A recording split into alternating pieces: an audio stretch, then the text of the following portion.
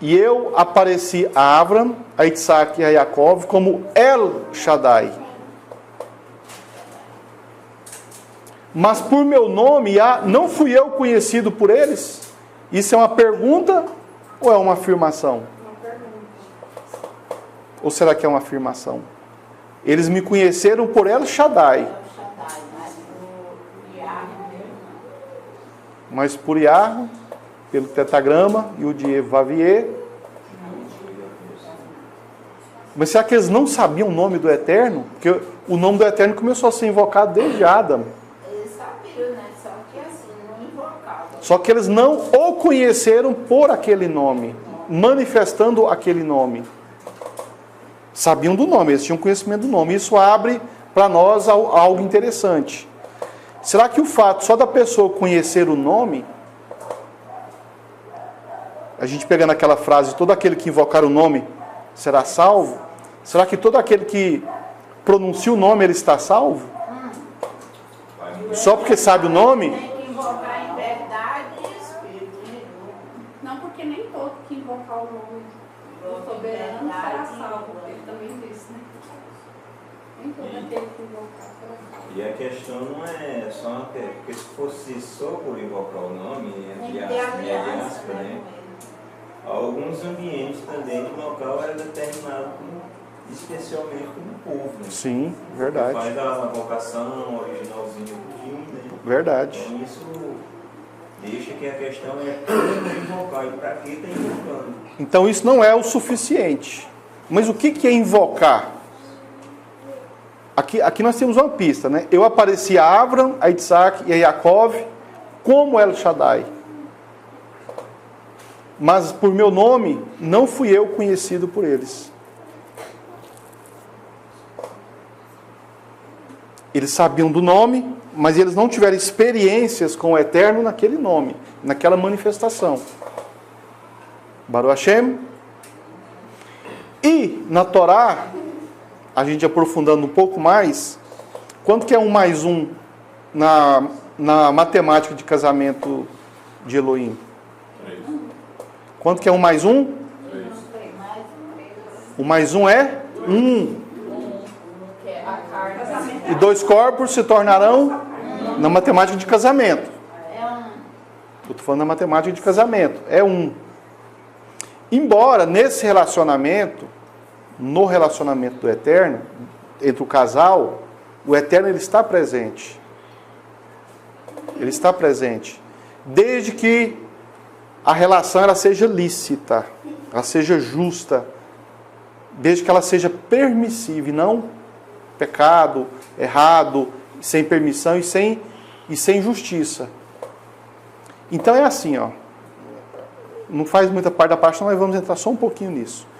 Então, quando duas pessoas se relacionam sexualmente, um homem e uma mulher, e a relação ela é lícita, ela é justa, ela é correta, ela é íntegra, ela é pura, ela é legal, o Eterno está presente.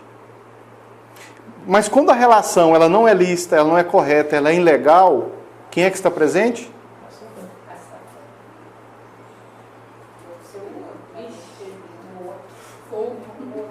Fogo. Fogo destruidor. Não tem nem o Yud, nem o Yud. Não tem. Não forma o Yud. Não forma o Yud. Aí então é destruidor. Aí já é algo negativo. Só para ilustrar um pouco essa paraxá de hoje. Baruch Hashem. Então o Eterno está aqui. Ele e Moshe conversando. E eles estão com um problema, né? Os Bnei Israel não querem sair do Egito. Por que eles não queriam sair do Egito?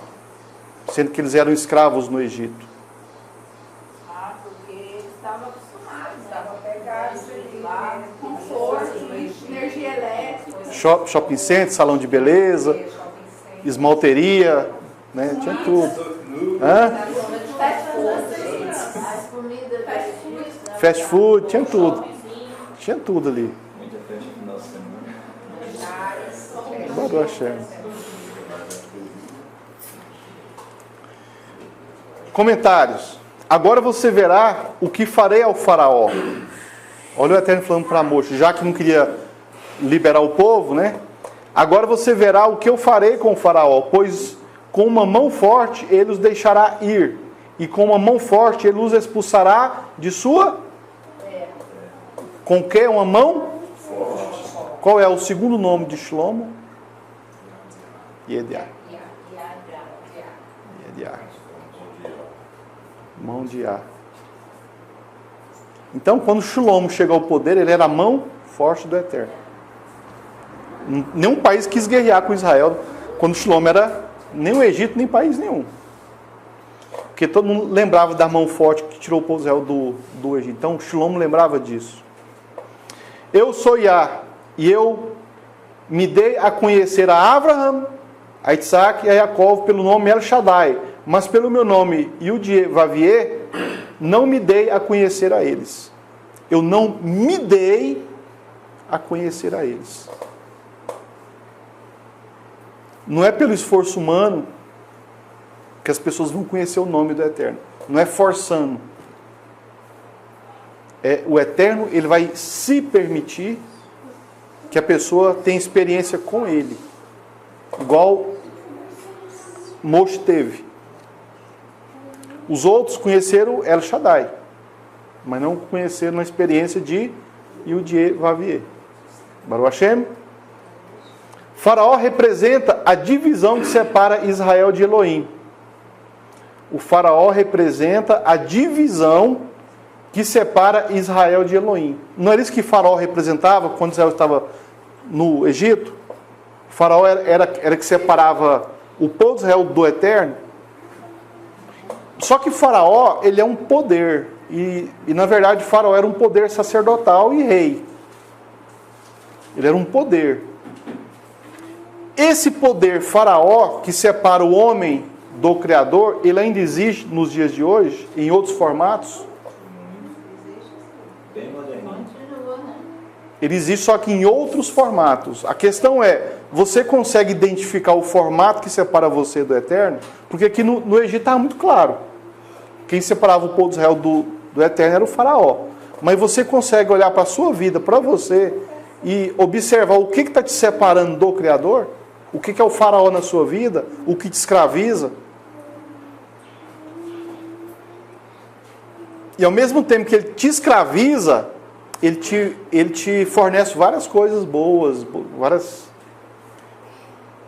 ele suplementa a vida das pessoas para poder mantê-los presos, para escravizar de novo. Faraó representa a divisão que separa Israel de Elohim, assim como a serpente separou Adão e Havá de Elohim do convívio no Gan Eden. No Gan Eden, quem deu de Faraó? A serpente. E o que o Faraó usava em cima da cabeça dele? O que ficava acima da cabeça do Faraó? Nós falamos, o Mashiach é o cabeça do homem. E o Eterno é o cabeça do Mashiach. E lá no Gan Eden, como é que a gente vai falar para Havá? Ó Havá. O homem é o cabeça da mulher. O Mashiach é o cabeça do homem. E o Criador é o cabeça do Mashiach. Então, quando ela desrespeitou essa hierarquia, o que aconteceu? Aí houve a separação, porque aí ela deu ouvidos ao Faraó. E quem está acima da cabeça do Faraó? A serpente. Então, quem comanda ali, aquele governo era a serpente. E nos dias de hoje, já que o mundo é do maligno, quem é que a serpente fica na cabeça das... A mesma coisa. Só que é o seguinte, quando a serpente ela está sobre a cabeça de governantes ou de sistemas, é muito fácil de você verificar. Agora, e quando ela está na sua intimidade? É fácil? É muito difícil. A serpente foi o terceiro elemento enquanto Adão e Havá se tornariam um com Elohim. O pecado fazia a conta dar outro valor. 1 mais 1 é? 1. Mas quando a conta é com a serpente, 1 mais 1 vira quanto? 3. 3. Letra Gimel. 3. Letra Gimel. O que Gimel representa em termos de simbologia? Um camelo caminhando pelo deserto. Caminhar. Conhecimento. O efeito do pecado de Havá atingiu qual área? Qual dos nossos níveis? O nível número 3, que é o conhecimento.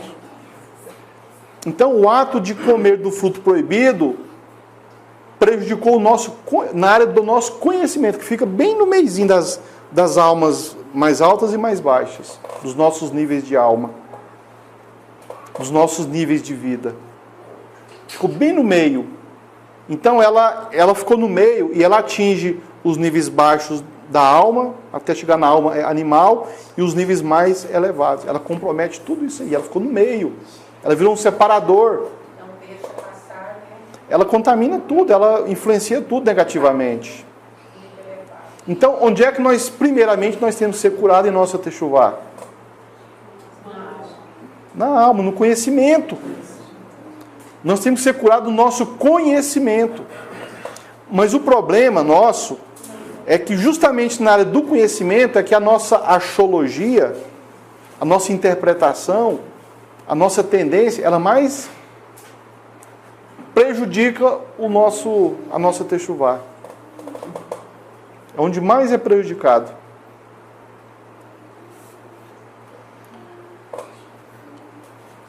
A serpente foi o terceiro elemento, enquanto Adam e Havá se tornariam um com Elohim. Olha só, quando é com o Eterno, um mais um dá quanto? 1. Sem o Eterno dá quanto? Justamente no conhecimento. Onde é que o Eterno falou assim, ó, não comam da árvore do conhecimento do bem e do mal. Olha, não comam do conhecimento. Não vai para esse nível aí para vocês se contaminarem. Não vá para esse nível, não contaminem esse nível, o nível do conhecimento. E foi justamente onde eles se contaminaram. E aí, por causa do conhecimento do bem e do mal, da mistura do bem e do mal, é que eles tiveram que ser expulsos do Gan Eden. E as pessoas aqui no mundo, os seres humanos, em relação ao Gan Eden, se é que um dia a gente vai morar no Gan Eden, vamos ou não vamos? Mas, e quem ainda tiver com esse conhecimento comprometido pelo bem e o mal, vai poder morar lá?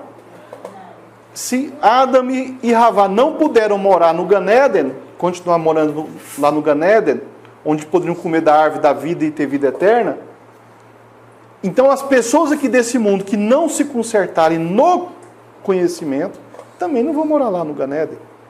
É claro que eu estou falando isso aqui de uma forma generalizada, e não é bem assim. Existem níveis.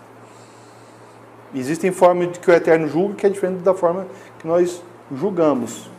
Baruch Hashem.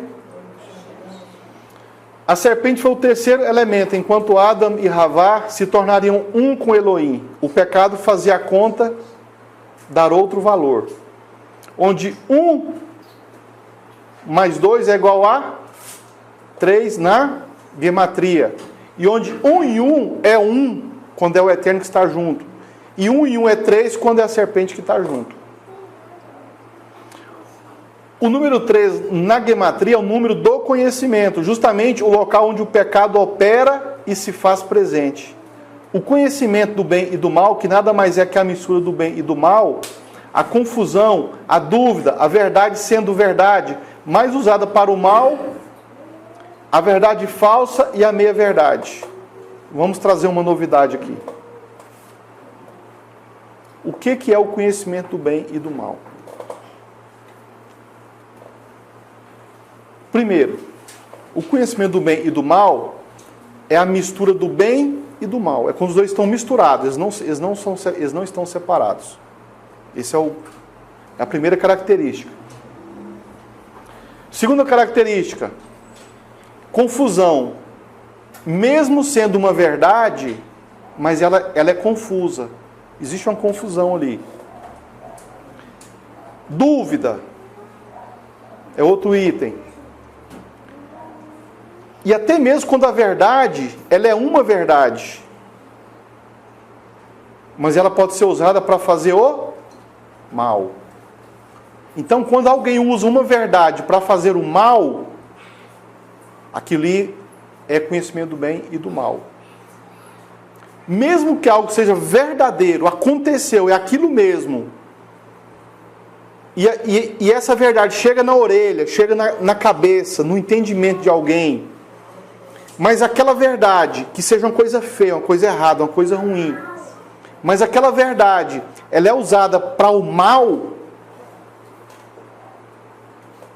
isso significa que você que ouviu essa verdade, mas usa aquilo para fazer injustiça, para julgar, para condenar outra pessoa, a pessoa que errou, alguém chega e te conta a verdade, fulano de tal errou, está errado, cometeu um pecado. É uma verdade, é um fato, isso não é mentira. Mas aquela verdade que chegou na sua orelha, você usa aquela verdade para odiar aquela pessoa. Shabbat Shalom. Você usa aquela verdade para denegrir a imagem daquela pessoa. Você usa aquela verdade para julgar e condenar aquela pessoa. Você está fazendo parte do conhecimento do bem e do mal. Você está sendo juiz. Você está julgando.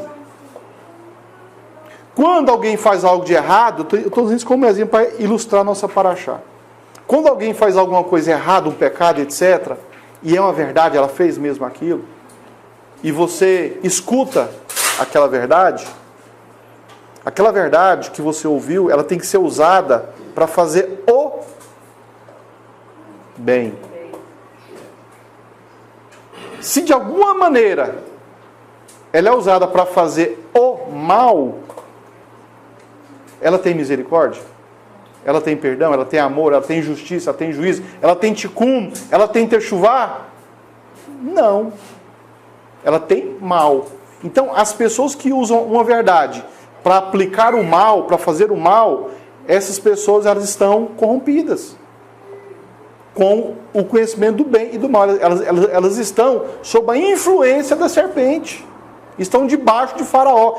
De repente, esse é o Faraó delas. Sabe o que acontece com pessoas assim? Elas ficam tristes, desacreditadas, descrentes, esfriam, perdem o entusiasmo. Porque se tornou juiz. Então, toda verdade, nua e crua, bonita ou feia, boa ou ruim, pecado ou mérito, chegou na sua orelha, se você não transformar ela em bem, em justiça, em tikkun, em techuvá, em perdão, em misericórdia, você é um funcionário da serpente. Você é um trabalhador íntegro, honesto da serpente. Você é funcionário do Faraó. E o seu salário é o quê? A morte. Cego, bom, fiel. Cego, bom e fiel. É o que a Torá nos ensina. O povo de Israel no Egito, eles estavam tão contaminados com o bem e o mal, que quando Moisés falou, o Yudie Vavier, ele vai nos tirar do Egito, é para todo mundo sair do Egito. Não, a gente não quer sair do Egito não. Por quê? Não, porque aqui a gente é funcionário do Faraó. A gente tem alho poró, carne assada, restaurante, shopping center, salão, esmalteria, cabeleireiro, tem tudo. Tem tudo. Para que eu vou sair do Egito? Eu vou para o deserto para quê? Não tem nada, não tem shopping center, não tem nada. Não tem cinema. Hã? Nem água tem. Como é que eu vou tomar banho de piscina? Que eu tomo banho de piscina todo dia no Rio Nilo. Eu faço surf em cima do crocodilo. Nem crocodilo vai no deserto, por que eu vou? Vocês entenderam isso, irmãos? Qual era o problema de Moisés com o povo de Israel? O povo de Israel, eles estavam no número 3, no problema do conhecimento.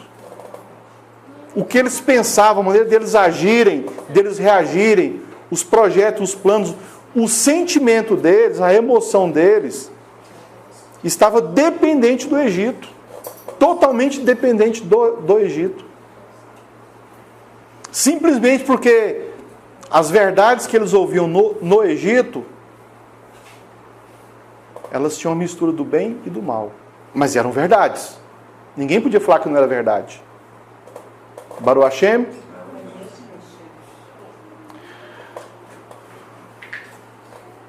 Verdade.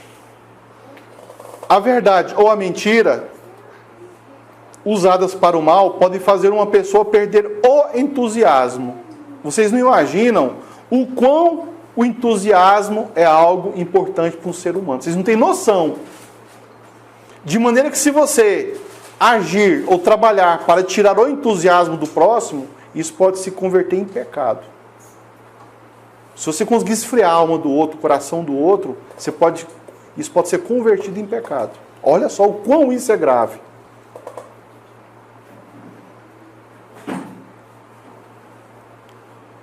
A verdade jamais deveria ser usada para o mal. Quando alguém comete um erro, quando alguém peca, a verdade sobre esse fato não deve ser condenatória. Mas ela tem um asterísticozinho. Ela não deve ser condenatória quando a pessoa que comete o erro, ela corrige, ela conserta, ela faz um ticum do erro dela. Não adianta você perdoar uma pessoa que continua cometendo o mesmo erro. E, mesmo se ela continua cometendo o mesmo erro, não cabe a você ser o juiz, o acusador do erro dela. Você não sabe os problemas, você não sabe as dificuldades, você não está na pele daquela pessoa para você ser condenador, para você ser acusador. Você tem que ser um elemento de socorro, de ajuda, e não de condenação. Você não pode enterrar, ajuda a ressuscitar. Não tente enterrar. Tem gente que a primeira coisa que faz é já quer enterrar, o corpo está quente, o coração está pulsando, a língua está mexendo, né? Bom, os bombeiros lá de Israel estão lá vendo se a mulher está lá viva ainda. A língua mexe. E a pessoa já quer enterrar. Está errado isso. Isso é anti-Torá. Moshe tentando tirar o povo de ser escravo do faraó e o povo resistindo. Hoje está a mesma coisa. Você tenta tirar a pessoa debaixo do governo da serpente, ela está resistindo. Ela não aguenta ficar sem. E ela está cheia de razão ainda. E tem razão mesmo. Mas usa para o mal. Quando alguém comete um erro, quando alguém peca, e a verdade sobre esse fato não deve ser condenatória ou usada para afastar seus amigos. Quando Davi agia dentro de Israel e no meio dos israelitas, então tinha muita coisa que era lícita, mas não era moral. Davi fez muita coisa que não era moral, mas era lícito. Não era transgressão da Torá, mas era imoral do jeito que ele estava fazendo. Tanto é que o profeta foi lá e puxou a orelha dele. É lícito, mas não convinha que ele fizesse. Tudo me é lícito, mas nem tudo me convém. Vocês lembram do nome de pelo menos um israelita que deu as costas para Davi? Um só. Vocês lembram? Não existiu nenhum. Ninguém deu as costas para Davi nas imoralidades dele. Mas só que não foi a favor, né? Foi o pai de Batseba, né? Mas ali tinha litígio. E ele também tinha uns probleminhas também. Aí não vale, né? Aí não serve como... Ele não era muito... Tinha litígio, já não serve, né? Já não serve como testemunho. Baruch Hashem. Então ninguém se afastou de Davi, ou seja, ninguém julgou, ninguém quis cometer esse pecado. Então quando alguém comete um erro e as pessoas dão as costas, elas não dão a oportunidade de conserto, isso também pode entrar como transgressão da Torá. Isso vira funcionário da serpente. A verdade, ela sempre, isso é importante, a verdade sempre deverá ser a ferramenta de tikkun, o fogo da techuvá. O que é tikkun? É retificação. A verdade, certo ou errado, se a verdade vem de um erro ou de um acerto, de um pecado ou de um mérito, ela sempre tem que ser ferramenta de tikkun. Ela sempre vai ser o fogo da techuvá. Existe techuvá para quem é bonitinho, bonzinho, certinho e perfeito? O Mashiach precisava de fazer techuvá? Não. Tá, se existe a techuvá, para que tem que condenar quem precisa de fazer uma techuvá? Então, a techuvá não serve para coisa nenhuma? Ela não faz sentido? Nós temos que ser agentes de techuvá, reparadores de brecha, libertadores de Israel. Baruch Hashem. E uma coisa que é muito forte nessa questão é que a pessoa que ela condena as outras pessoas, ela se condena. Ela costuma se condenar também. Ela se condena mais do que condena as pessoas. E aí depois gera tanta tristeza, tanta depressão, ansiedade, perde o entusiasmo, a pessoa fraqueja. Sim. É porque ela está tomando um cargo que não é dela. E outra, ela está bebendo do líquido que ela deu, né? Que é julgar. Do próprio veneno, ela toma, não tem como. Outra armadilha que ela colocou. Ela está tomando também. O que é entusiasmo em hebraico? Hit lahavut. Hit lahavut. Hit lahavut.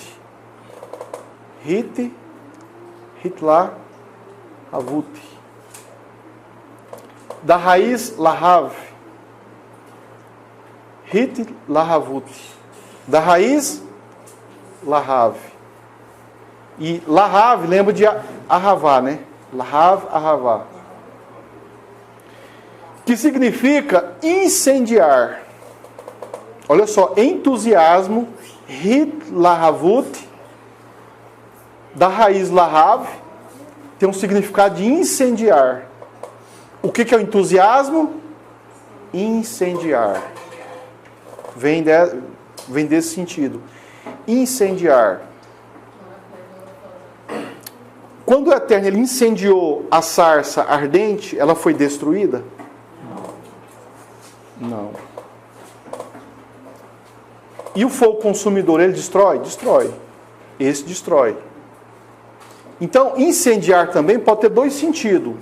O do fogo, do entusiasmo, não é isso? E o fogo da destruição. Então, quando você pega uma questão de juízo, uma questão de verdade, você pode ser entusiasmado ou resfriado, ou congelado. Desanima, perde a vontade, fica descrente.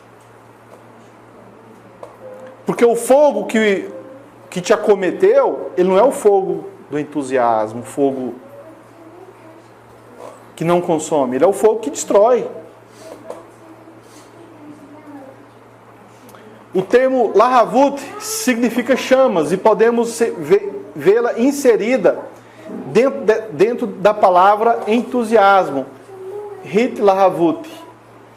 Uma breve menção da palavra ahavá, já que lahav e ahavá são palavras primas. Lahav também aponta para halev, ou coração. Então, entusiasmo, olha só. O terceiro nível é o nível conhecimento. O quarto nível é o nível entusiasmo, que é o nível mais espiritual. Então, quando o conhecimento ele é prejudicado, o seu entusiasmo ele é prejudicado também. Quando o conhecimento ele é contaminado pelo bem e pelo mal, o seu entusiasmo ele é prejudicado. Você desanima, fica descrente. E começou aonde? No conhecimento. E foi para onde? No seu emocional. A sarça ardente é a manifestação de Elohim em forma de fogo, que não se consome. É uma forma de entusiasmo. A sarça ardente é uma forma de quê? De entusiasmo. Porém, a mentira, ou uma verdade usada para fins malignos e injustos, apagam a chama do entusiasmo. A pessoa fica desanimada, desolada e esfria. O mal entrou nela e a pessoa se tornou invisível para ela mesma. Isso é diferente de uma pessoa de natureza tranquila, serena, equilibrada, entusiasmada. Isso é diferente de uma pessoa de natureza tranquila, serena, frente a situações alegres ou infelizes. Preste atenção nisso aqui agora. Isso, diferente da pessoa que foi contaminada lá no conhecimento, o entusiasmo, olha só, nós temos uma ideia de que entusiasmo é quando você fica todo alegrezinho, todo, né? Não, entusiasmo no hebraico não é isso. É diferente de uma pessoa de natureza tranquila. A do mal, aqui foi contaminada do mal, que ela fica eufórica. Uma coisa é euforia, outra coisa é entusiasmo. A pessoa entusiasmada, ela se mantém tranquila, serena, diante de situações alegres ou infelizes. Ela se mantém equilibrada. Não seria a mesma coisa, uma neshama elevada? Sim, mas a pessoa quando ela não tem o conhecimento do bem e do mal, ela está com a neshama elevada. Baruch Hashem. Então, a pessoa entusiasmada, quando Moshe chega lá no Egito para conversar com o faraó e com o povo de Israel, eles estavam entusiasmados? Ou o conhecimento do bem e do mal no nível 3 já tinha tomado conta deles e o faraó estava ali governando? Estava. Eles não estavam entusiasmados. Eles dependiam, você sabe de quê? De drogas, de entorpecência, de vício. O Egito dava aquelas cargas de alegria, de prazer, de satisfação, e logo em seguida escravizava para fabricar tijolos. É o que acontecia com o povo de Israel. Dava prazeres e aí de repente tira, para dar um pouquinho. Aí ficava na dependência. Assim, a história sequencial do sistema. Mesma coisa. Criado com a história com açúcar e com café, para isso. Exatamente. É. Então, vai só repetindo isso, né? Exatamente. Então, é uma forma de escravidão, de escravizar as pessoas. E o interessante é que as pessoas que dependem de alegria ou de tristeza para alterar o seu entusiasmo, elas precisam de estar constantemente alimentadas por fofocas, por mentira, por falar mal dos outros, por verdades que podem ser usadas contra outras pessoas. Elas precisam disso o tempo todo. Elas precisam de emoção forte. Elas precisam de adrenalina. Elas não têm equilíbrio. Mas a Torá fala, não, entusiasmo não é isso. Entusiasmo não é isso. E Moshe encontra essa situação no povo de Israel.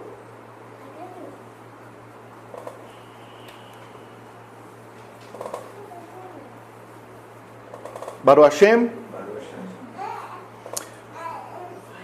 A sarça ardente é a manifestação de Elohim em forma de fogo, que não se consome. É uma forma de entusiasmo. Amém? Porém, a mentira ou uma verdade usada para fins malignos apagam a chama do entusiasmo e a pessoa fica desanimada, desolada e ela esfria. O mal entrou nela e a pessoa se tornou insensível. Isso é diferente de uma pessoa de natureza tranquila, serena, frente a situações alegres ou infelizes. A pessoa que ela é entusiasmada, ela não depende de alegria e nem de... Ela é entusiasmada e pronto. Porque ela tem emuná. Bom ou ruim, ela acredita. Ela não depende daquilo ali. Precisa ver para crer, hein? Eu preciso de ver para crer. Mas nós temos que ver para crer. Só que eles veem qualquer coisa que não é caixa. E escutam coisas que não é caixa. O fato é que uma pessoa com entusiasmo contínuo, baseada em sua emuná, não reprime a dor. Vocês sabiam disso? Que a pessoa entusiasmada, que ela tem uma emuná fortalecida, ela não reprime as suas dores. E a pessoa que depende de estímulos, ela tem que estar pondo em prova as suas dores. Só que ela faz isso ao contrário. Ela fica tampando, guardando, ela fica segurando até explodir e dói muito mais porque vai correndo de dentro para fora. O fato é que uma pessoa com entusiasmo contínuo, baseada em sua emuná, não reprime a dor. Ela apenas controla o seu involuntário sem repugnar o que testemunha com seus olhos ou ouvidos. Enquanto até um invisível mais cego se arrebata com cólera por causa das adversidades assistidas. Olha que coisa complicada isso aqui. Que frase mais matematicamente bem colocada. Vou ler devagarzinho para vocês. O entusiasmado, ele é equilibrado. Ele não depende de alegria nem de tristeza, nem de boa notícia e nem de má notícia. Qualquer coisa que vir, ele manda para frente. Ele resolve. E resolve com justiça, com amor, com perdão e assim por diante. Enquanto até um cego, até um insensível, mais cego, ele se arrebata em cólera por causa das adversidades assistidas.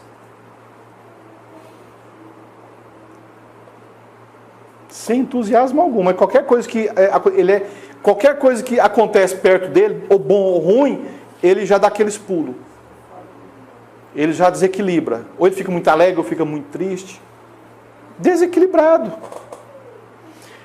Quando Elohim revela a Moshe seus planos, ele está a par de todo o sofrimento de Israel no Egito, mas também do pecado deles, da descrença, da falta de entusiasmo. Porém, Moshe, mesmo longe, continua com sua emuná independente do Egito. Aí eu pergunto,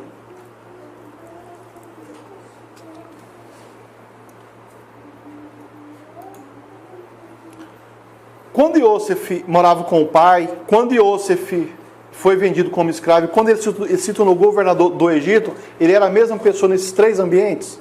Com certeza. Moshe, quando foi criado no Egito e viveu no Egito e foi para a terra de Midian, fugindo do Egito, ele era a mesma pessoa? Era. Ele era a mesma pessoa. Ele era entusiasmado, bom ou ruim, sendo príncipe do Egito ou sendo criador de ovelhas lá no meio do mato, lá nas montanhas perto de Midian, sendo pastor. Ele é o mesmo Moshe. Não fazia diferença para ele. A mesma coisa. E isso é pessoa entusiasmada. Pela Torá é isso. Olha que as circunstâncias totalmente diferentes. Adversas, né?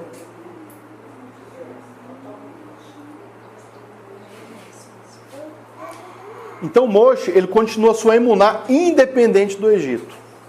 Elohim reitera sua promessa aos patriarcas de dar a terra de Canaã aos seus descendentes, evocando as 4 expressões de redenção. Quais são as 4 expressões de redenção? As 4 falas de redenção.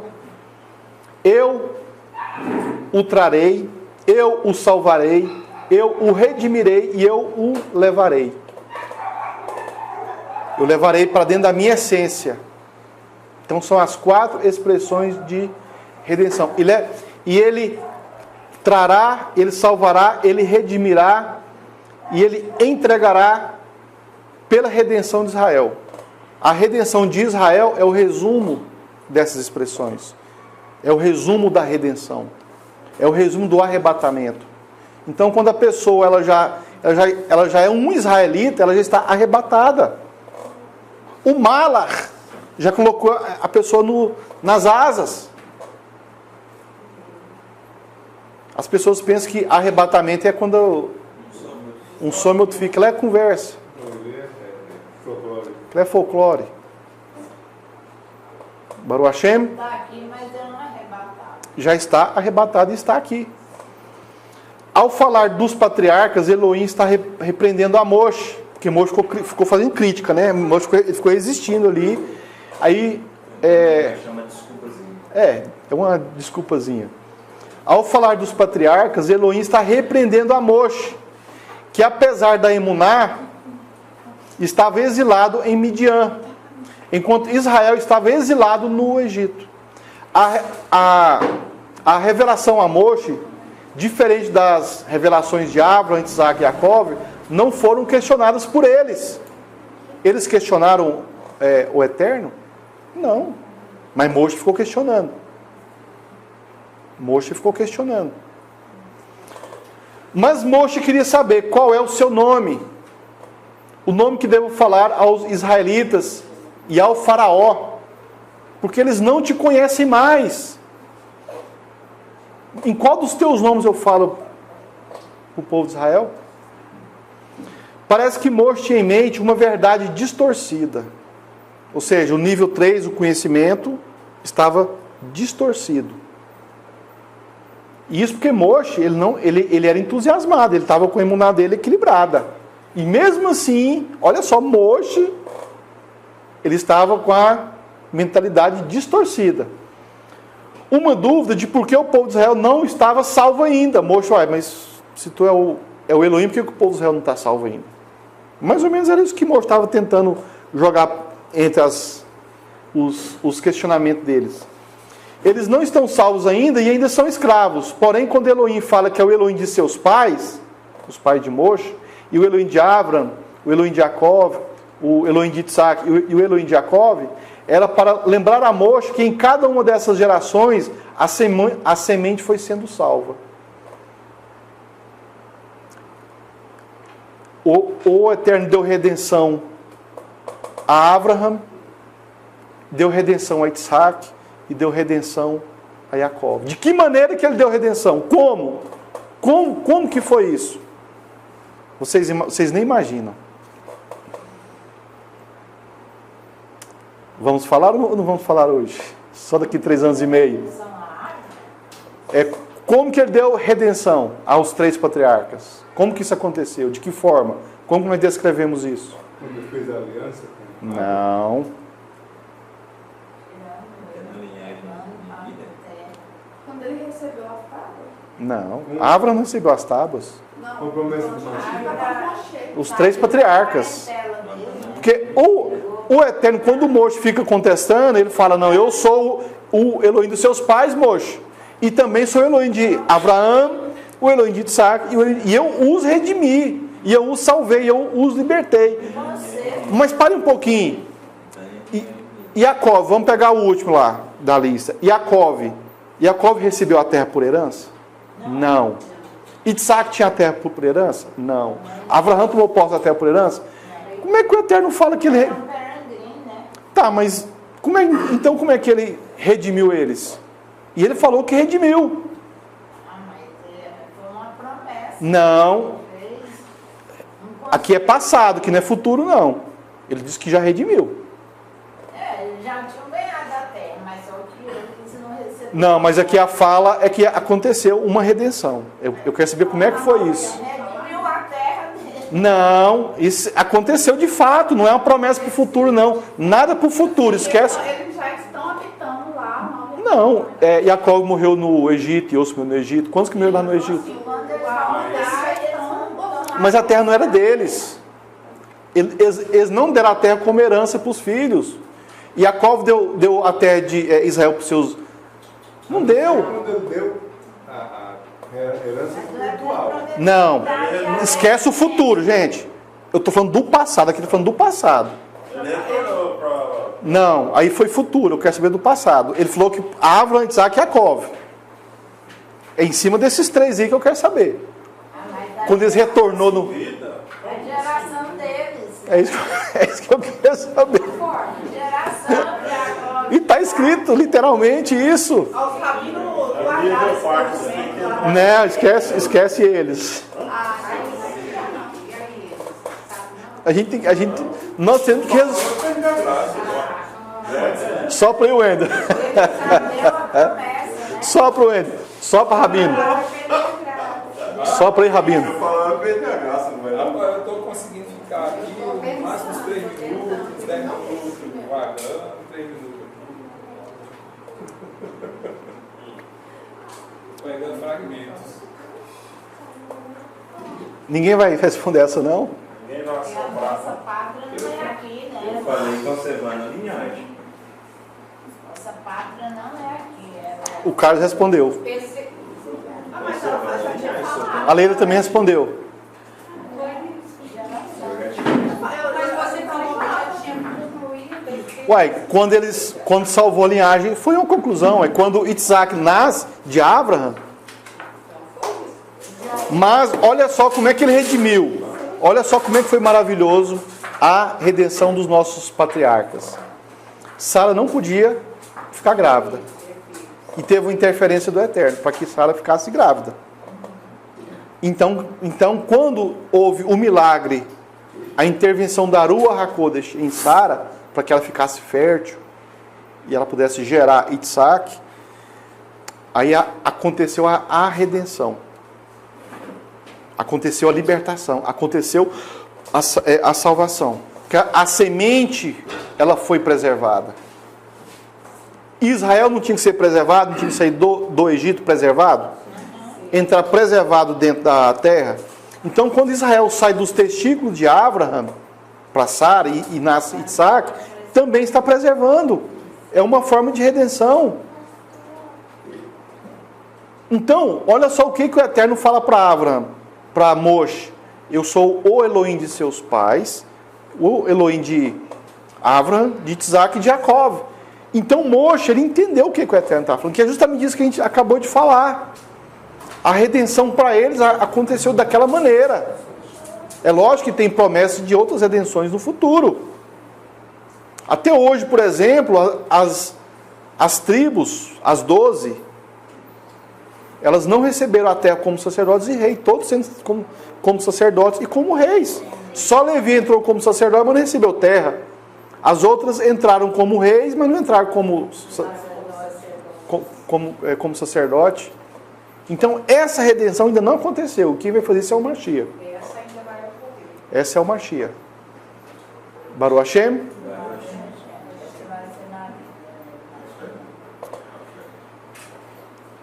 Café?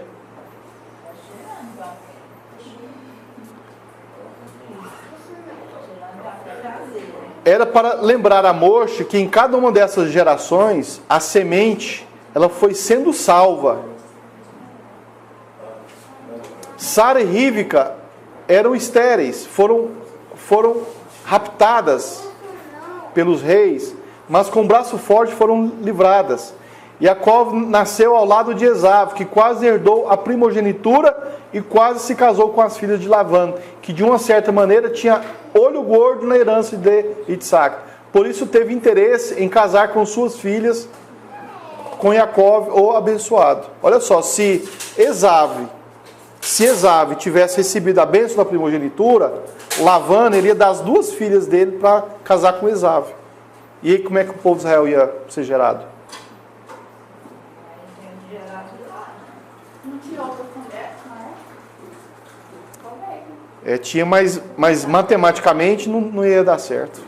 Tinha que ser geneticamente, matematicamente, tinha que ser aquelas. Aí o universo todo trabalha para que acontecesse da maneira que aconteceu. Isaac vai lá e se casa. E o Eterno perdeu 3 vezes na linhagem, tanto em Aaron, Em todos, Isaac, né? Jacó, em todos.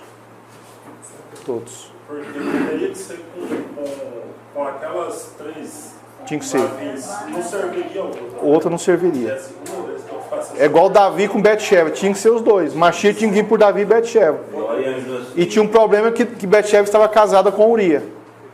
Glória às duas filhas também. Ló e as 2 filhas. E aí o Eterno vai intervendo. Mas o que a gente pode aprender de tudo isso aí?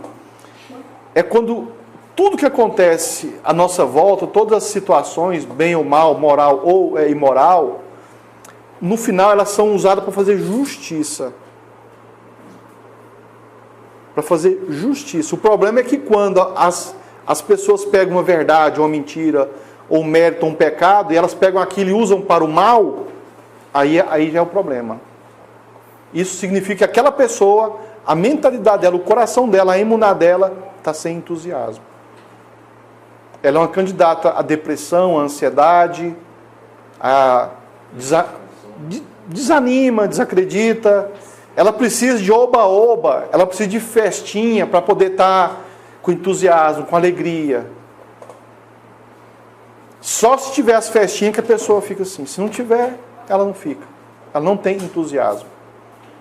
Porque a emuná, a fidelidade ao Eterno, ela não pode depender da alegria da sua carne. O Egito depende, o Egito precisa. A serpente precisa, mas o Eterno não precisa. Ele não depende de nada disso. Baruch Hashem? Além disso, Moshe questionou os caminhos do Eterno. Porém, Abraham, a quem eu disse, Isaac será considerado sua semente. Moshe questionou os caminhos que o Eterno usa para praticar a redenção. Moshe estava criticando, estava batendo de frente. Porém, a Abraham, eu disse, olha Abraham, Isaac será considerado sua semente. Essa foi a promessa que eu fiz a Abraham. Mas então, eu disse a ele, Abraham, levante-o como uma oferta para mim, uma oferta queimada. E Abraham, ele nem hesitou. Amanheceu o dia, pegou lá o jumento, pegou o menino, pegou mais um e foram para o monte para ofertar Isaac. Isso depois da promessa. Moshe, Abraham não me contestou. Ele não me questionou. Você está hesitando muito. Mas Abraham, não. Tinha alguém mais entusiasmado que Abraham? Não tinha. Isaac era meio mais friozinho na dele, né? Jacó era guerreiro, era lutador também. Também tinha um bom... Mas Moshe não, Moshe estava ali fraco, com medo, com dúvida. Era manso demais, né? Sim. Mas ele fez. O Eterno conhecia Moshe. Ele falou assim, não, ele vai dar umas... Demorou o pecado de demorou... É álcool, né? Tem que esquentar primeiro. Tem que fazer lechaim. Mas foi. No final ele foi. Então, isso significa que nós não podemos perder a fé nas pessoas. As pessoas caem, dão as costas, desistem, desanimam. Mas você não pode ser influenciado por ela. Acredite nela. Mesmo que ela não acredite nela, você acredita nela. É um motivo para ela viver. Se ela mesma acredita, então você acredita. Você não acredita em você não, mas eu acredito em você. Eu sei que no final você vai conseguir. Baruch Hashem. Mas por meu nome, Yud Vavier, eu não me dei a conhecer a eles. Não foi necessário eu revelar a minha verdade essencial. Bastou eu me apresentar um pouquinho, eu manifestar um pouquinho para Abraham, eu já convenci ele. Eu não precisei de manifestar a minha verdade essencial, a minha essência total, Moshe. Igual eu estou tendo todo esse trabalho aqui para fazer com você. Você está me dando muito trabalho. Eu vou ter que me manifestar pelo meu nome. Yud Vavier. Enquanto o Eterno não se manifestou pelo nome a Moshe não fez nada. A mesma coisa foi com Yaakov. Enquanto ele não recebeu o nome, ele também não se entusiasmou assim com Razak. Ele é entusiasta, mas faltou Razak. Mas o dia que ele recebeu o nome Israel, o dia que ele foi arrebatado, aí ele falou assim, agora sim. Agora sim.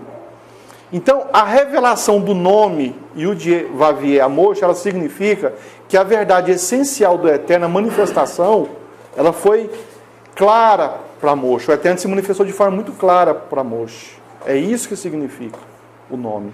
É a revelação da essência do Eterno.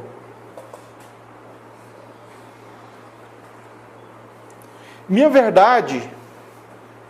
Só um minutinho, porque os outros nomes, esses outros seriam os atributos?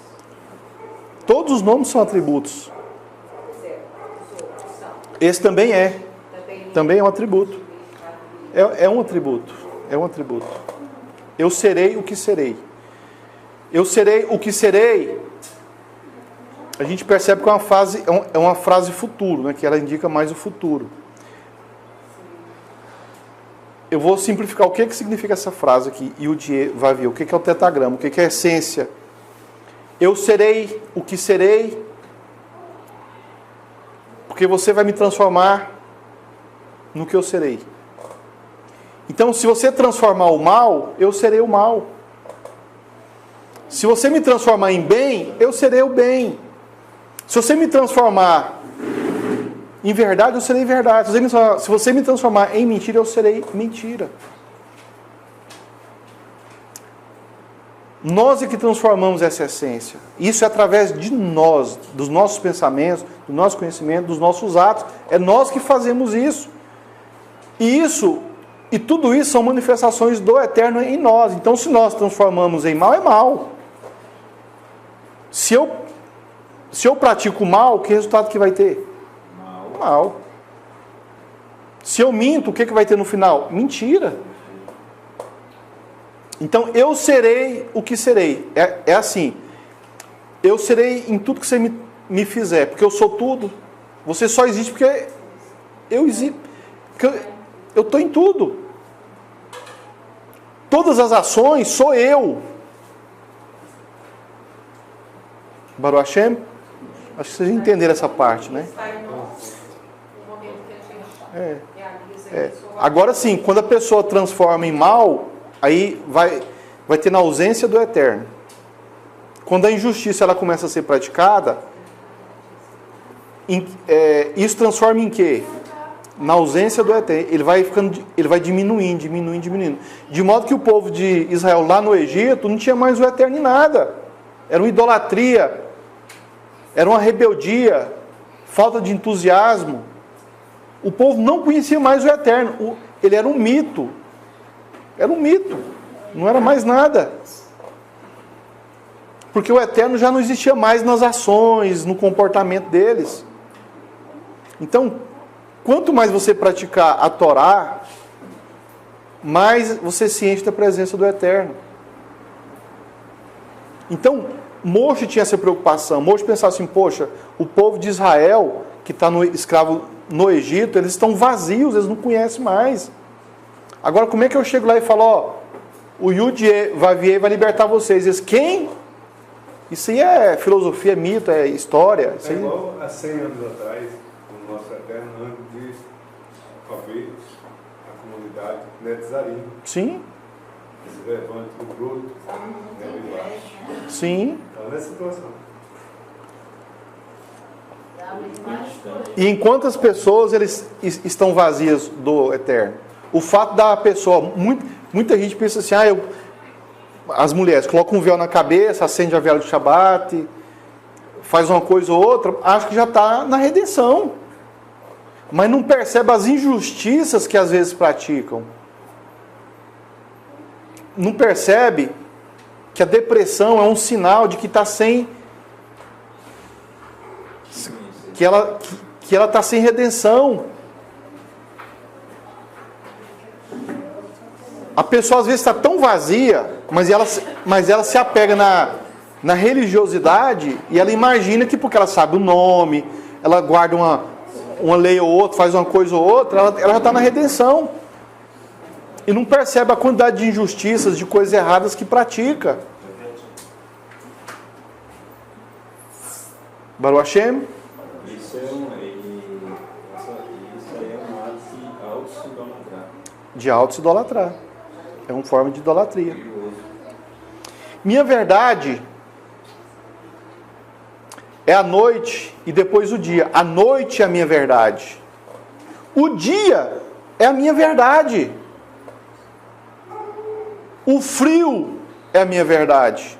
O calor também é a minha verdade. A inconsciência é a minha verdade. A consciência também é a minha verdade. É o coração que aperta para espalhar o sangue no corpo. E é o coração que relaxa. Os dois são a minha verdade. A minha verdade são os pulmões que enchem de ar e os pulmões que se esvaziam de ar. Isso é a minha verdade. O conhecimento, ele exige 2 estágios. É preciso doar espaço para ele preencher. A mentira, ela só preenche onde o espaço é doado. A verdade, ela entra se tiver espaço. Mas esse espaço para a verdade entrar, ele é doado. É a pessoa que doa. Mas a mentira também. A mentira depende de você doar o espaço. Não, mas a mentira é muito mais bonitinha, né, ela é mais enfeitada. O quanto mais elevada é a doação, mais intenso é o espaço que ele necessita. Olha só, quanto mais elevada é a doação para a verdade, mais intenso é o espaço que ela necessita. Moshe, assim como Israel, estavam tão vazios de emuná que era preciso uma revelação mais consistente. O povo de Israel estava sem entusiasmo, estavam vazios da emuná. Se eles estavam vazios de emuná, o que estava preenchendo aquele espaço? A idolatria, a feitiçaria, a ciência, as belezuras, os prazeres, todas as coisas do Egito estavam preenchendo o lugar da emuná. E quando você pega uma pessoa que está triste, por exemplo, uma pessoa que está depressiva, por que ela está depressiva? Porque ela preencheu com coisas que não deviam se preencher. Ah, irmão, mas a vida, tem tanta coisa ruim que acontece com a gente. Nós temos filhos que nos dão desgosto, que fazem as coisas que a gente não gosta. É vizinho, é comércio, é conta aí. Irmão, se vocês for querer ser felizes sem essas coisas, pode esquecer, viu? Tudo isso vai fazer parte das nossas vidas. É doença, é perseguição, é todo tipo de coisa. Nós estamos à mercê de tudo isso. Se você for esperar a sua vida ficar perfeita para você ser feliz, esquece. Agora, quem tem entusiasmo, tanto faz acontecer coisa boa como ruim, sabe que o Criador está no controle de tudo. Para os patriarcas, eu me revelei apenas como El Shaddai, relacionando-me com limitações definidas, mas para esse momento eu me revelo numa verdade sem limites.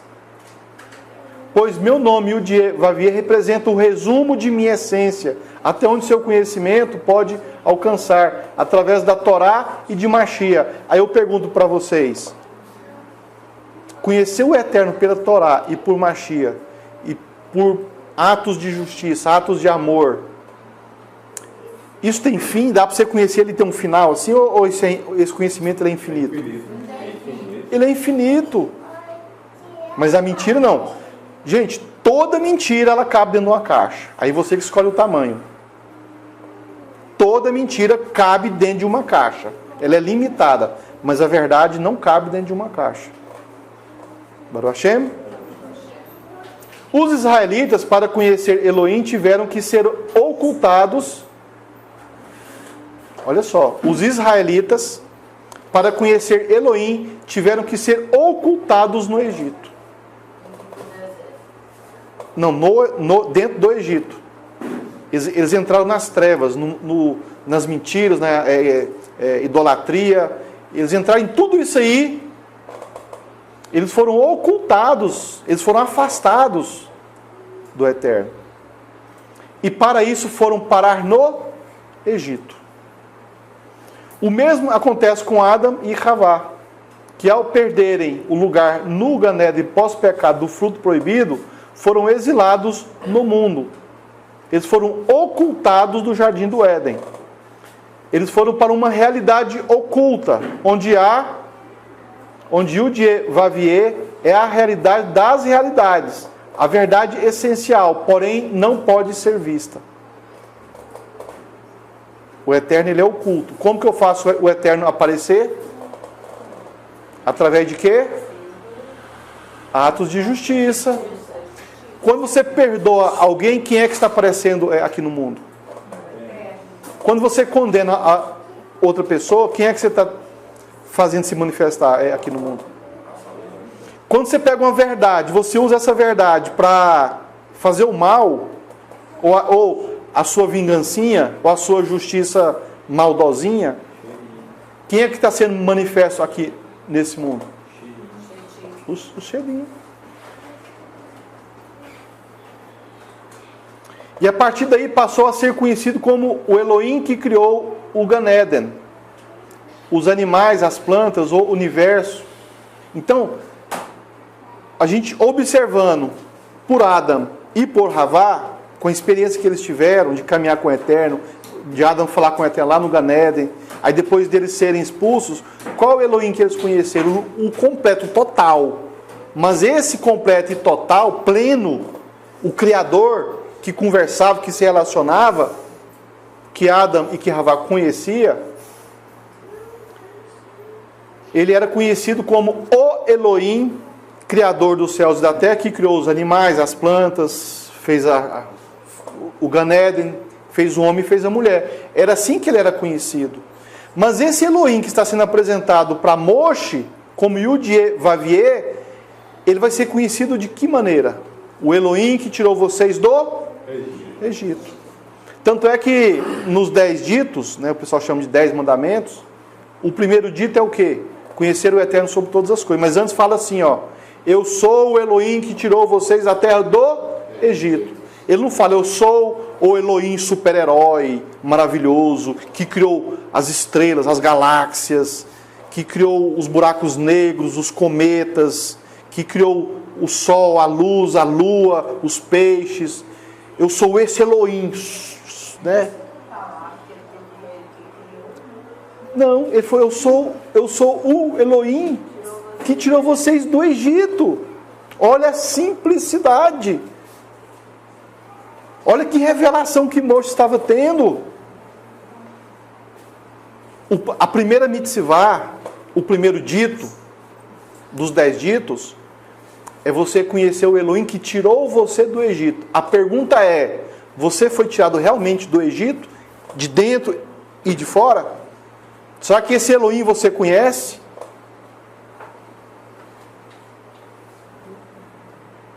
E olha que é a primeira mitzvah. E qual que é a segunda? Amar o próximo como a ti mesmo.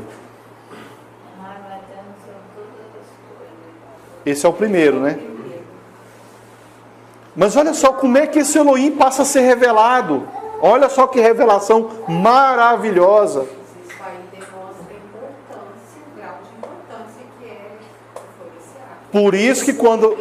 Por isso que quando nós vamos apresentar as nossas Maserot, as nossas Terumot, o que a gente fala? Todarabaiá por me ter tirado do Egito. Isso é grandioso, isso é maravilhoso. Ele podia falar, não, eu criei o céu, a terra, não, eu tirei vocês do Egito. Isso é maravilhoso. Isso é tão importante como a criação do universo. Tirar você do Egito é tão importante quanto a criação do universo. Mas você sabe, você entende o que é você retirado do Egito? Você tem noção do que isso significa? Porque a maioria das pessoas imaginam que é guardar as leis, os ritos e o nome. E pronto, só isso. Não consegue praticar tzedakah, não consegue praticar hesed, não consegue perdoar, não consegue amar, não consegue corrigir, não consegue consertar. Isso é cumprir Torá de verdade. Colocar tzitzi, fazer circuncisão, guardar Shabat, as festas, isso é enfeite para quem guarda a Torá de verdade. Isso é só ornamento. Vocês têm que aprender o que é ser tirado do Egito de fato. E a primeira coisa que vocês têm que entender é justamente o que o Eterno falou para Moshe. Imagina se o Eterno Moshe, eu criei tantos milhões de planetas, de sóis, de vias lácteas e não sei, eu crio.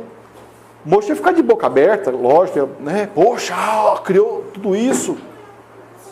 Mas quando ele falou, ó, eu vou usar você para tirar o povo de Israel e vocês serão conhecidos, eu serei conhecido por você, Moshe, como o Elohim que tirou vocês do Egito.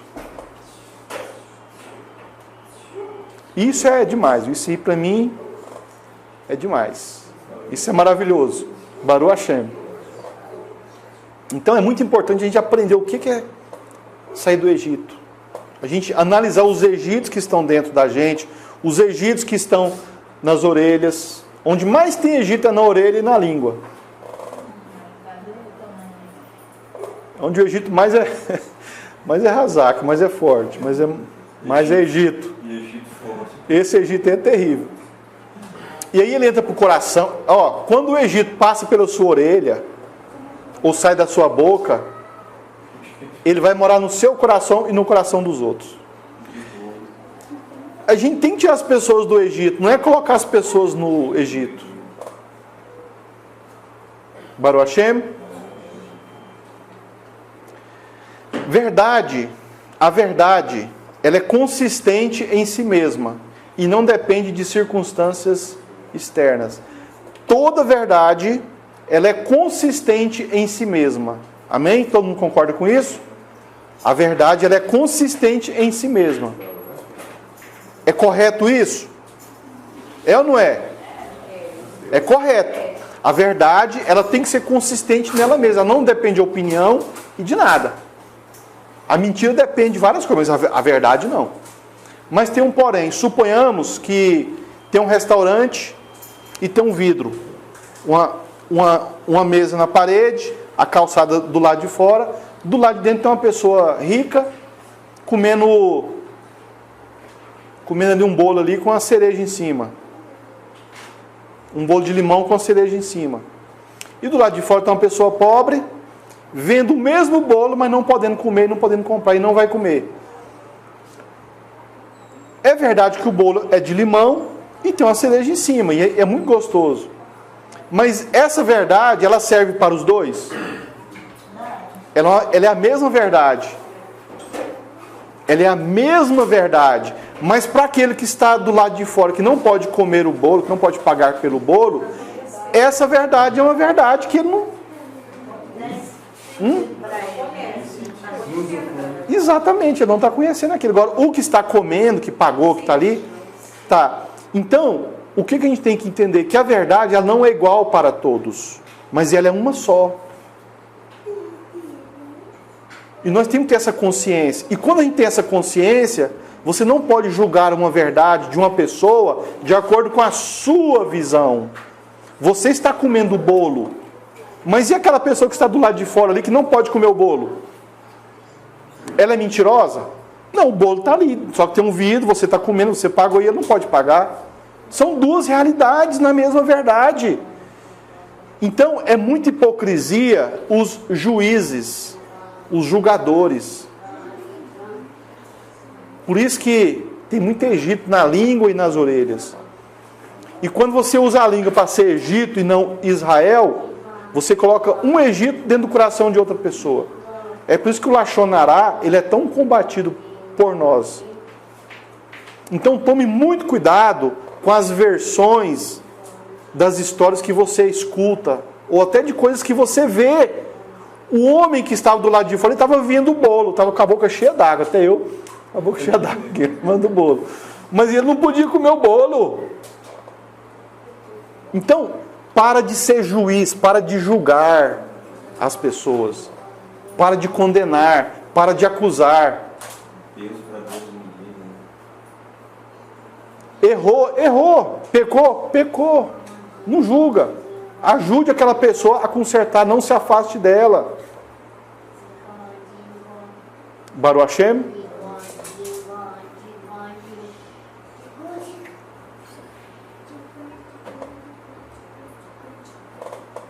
Eu não sei situações de pessoas que ele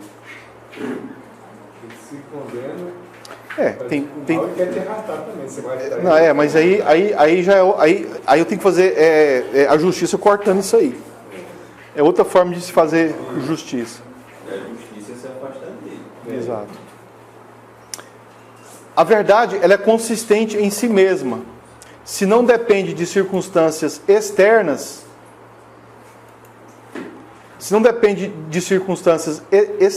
a verdade, ela é consistente em si mesma. E ela não depende de circunstâncias externas.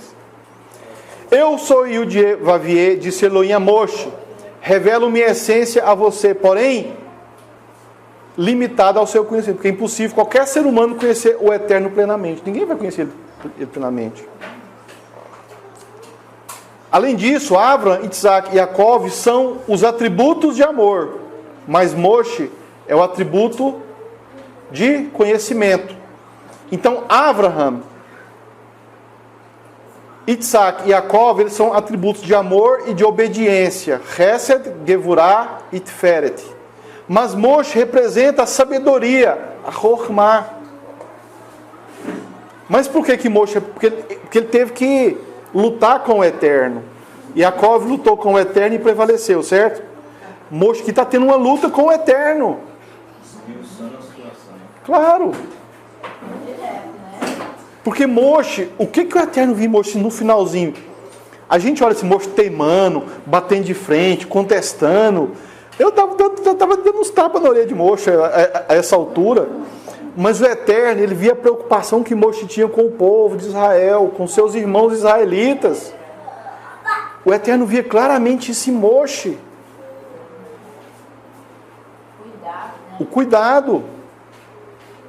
Os patriarcas são o coração de Israel, enquanto Moshe é a mente de Israel.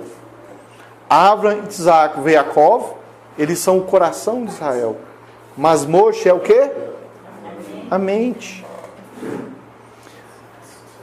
A serpente no Gan Eden, ela não fez Havá pecar no coração. Fez? Vocês acham que a serpente ganhou o coração de Havá? Não. Mas no conhecimento. Ela ganhou Havá foi no conhecimento, nível 3. Local onde Moshe é o restaurador, ou conhecimento. Então, se eu quero restauração, quem que é? Moshe, conhecimento. Corrigir coração, eu vou aonde? Abraham, Isaac e Jacó. Corrigir a mente, eu vou aonde? Em Moshe. A maioria das coisas que Moshe ensina, que corrige a mente, ajeitam também o coração. Baruch Hashem. Amém? E a mente para o coração. E é onde a serpente também trabalha nas pessoas, é onde o Egito mais se instala no conhecimento. A Moshe, Elohim se fez ver pelo nome Kadosh, em níveis diferentes em relação aos patriarcas. Existem muitas formas de acreditar em uma certa verdade, ouvindo, testemunhando, analisando e vendo. Em diferentes níveis, a fé existe em diferentes pessoas. Elohim, ser visto, ninguém pode ver o Eterno, mas cada um vê o Eterno da sua forma. É uma fé absoluta. Os patriarcas, o coração de Israel, viram Elohim sem nenhum abalo. Ao contrário, a preocupação de Moshe, onde os israelitas haviam se misturado ao sistema dominante, estavam com mente cauterizada. Então Moshe se preocupava muito com isso. Eu me fiz para ser visto por Avram, Isaac e Yaakov como El Shaddai. Baruch Hashem. Mas como nós podemos ver Elohim? Temos em nosso DNA a herança de Avram, Isaac e Yaakov. O que eles vivenciaram nos foi transmitido, mas o segredo é o fogo que arde sem cessar no coração. A emuná independente